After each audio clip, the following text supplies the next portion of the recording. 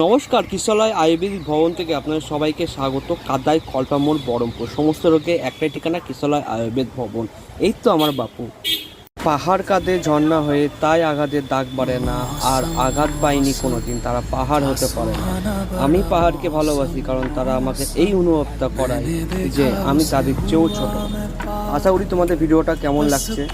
যদি ভালো লেগে থাকে তাহলে একটা সাবস্ক্রাইব, একটা লাইক, আর বেশি বেশি করে বন্ধুদের সঙ্গে শেয়ার করে দিন। আর হ্যাঁ, কমেন্ট বক্সে অবশ্যই জানাও যে এই পাহাড়টা কোথায় আছে, কোন অঞ্চলে। তাদের জন্য একটা ছোট্ট একটা গিফট থাকবে।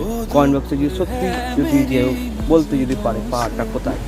ঠিক আছে, কেমন লাগছে অবশ্যই জানাও কমেন্ট বক্সে।